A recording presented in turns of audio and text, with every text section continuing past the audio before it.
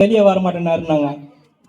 கோயம்புத்தூருக்கு வந்தார், எங்களுடைய கட்சியுடைய விழாவிற்கு வந்தார்.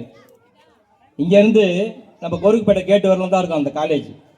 அங்கேருந்து நடந்து போகிறதுக்கு, அங்கேருந்து அவர் வண்டியில் போகிறதுக்கு கிட்டத்தட்ட 4 மணி நேரம் ஆச்சுன்னா அவர் எப்படி வந்திருப்பார்?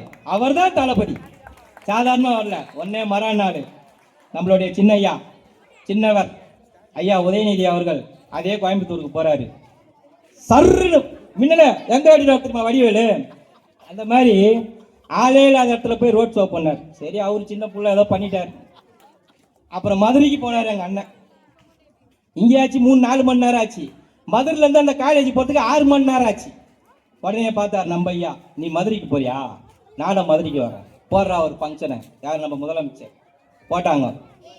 அந்த ஃபங்க்ஷனுக்கு போகிறாரு. அதே மாதிரி தான் அவரும் வாமா மின்னல் சர்ன்னு வந்து சர்ன்னு போகும் பார்த்தீங்களா, அந்த மாதிரி தான் ஆளே இல்லாத இடத்துல ரோட் ஷோ பண்ணாங்க. ஆனால் எங்கள் தளபதி செய்தது ரோட் ஷோ கிடையாது, மக்களுடைய அன்பு வெள்ளத்தில் மிதந்து வந்த ஒரு தலைவர் எங்கள் தளபதி அவர்.